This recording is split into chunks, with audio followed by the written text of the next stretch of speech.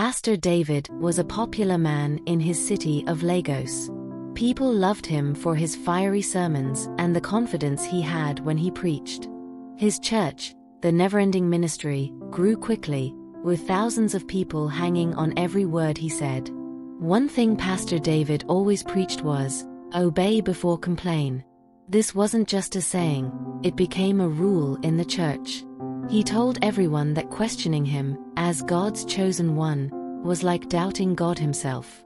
These very words became his easiest tool that led to the complete manipulation of all his church members.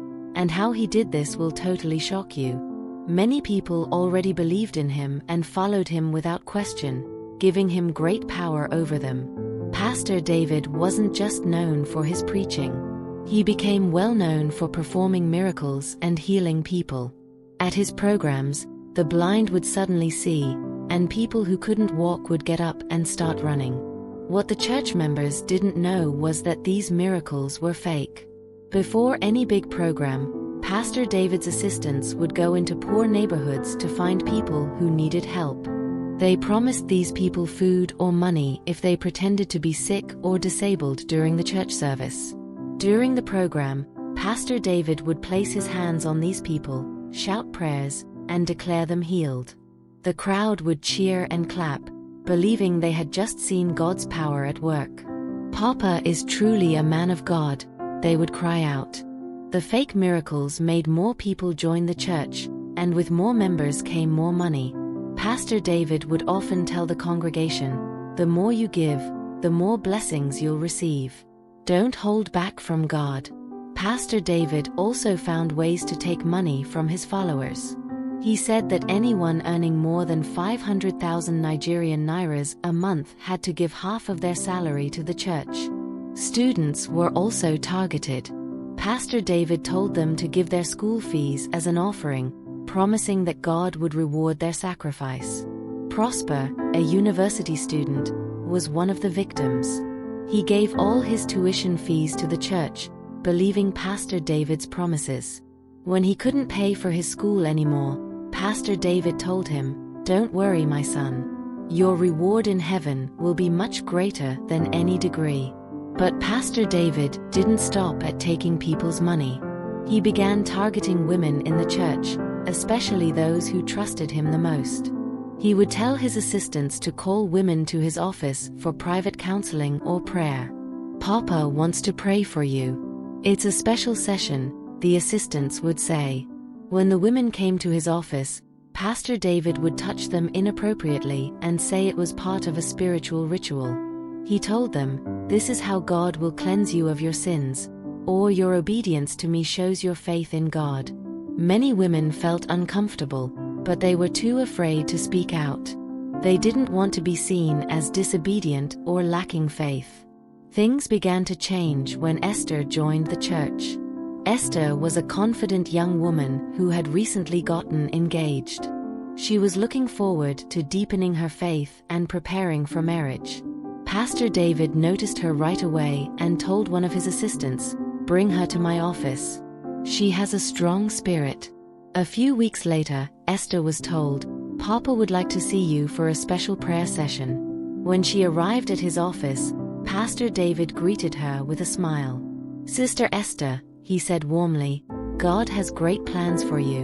But first, you must pass a test of obedience." "What kind of test?" Esther asked, feeling uneasy. Pastor David leaned in closer. "It's a spiritual exercise. I need you to trust me and do exactly what I say." Esther frowned. "I don't think I'm comfortable with this," she said. "Obey before complain," Pastor David replied sharply. "Do you doubt my authority as a man of God?" "No," Esther said firmly, "but obedience to God doesn't mean doing something wrong.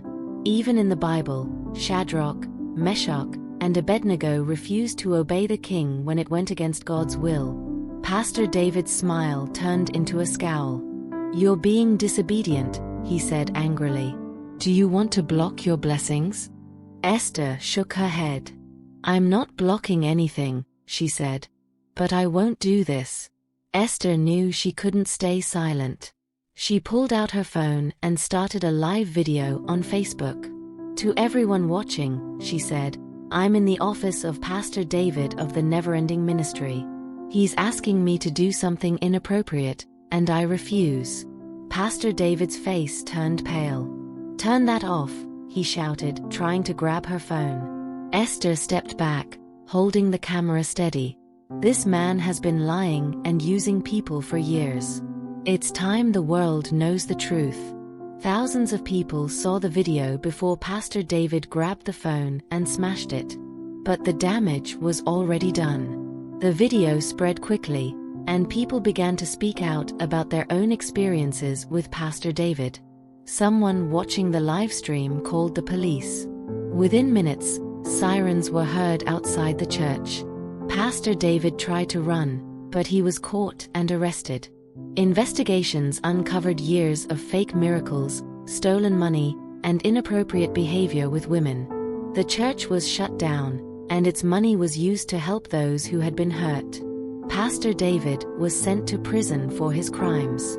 Esther became a hero in her community. Her bravery inspired others to stand up against injustice and speak out against abuse. She reminded everyone that faith should never be used to control or harm people. Through her courage, Esther helped the congregation rebuild their lives on truth, love, and justice. And in the end, she proved that even one person can make a difference when they choose to stand up for what is right.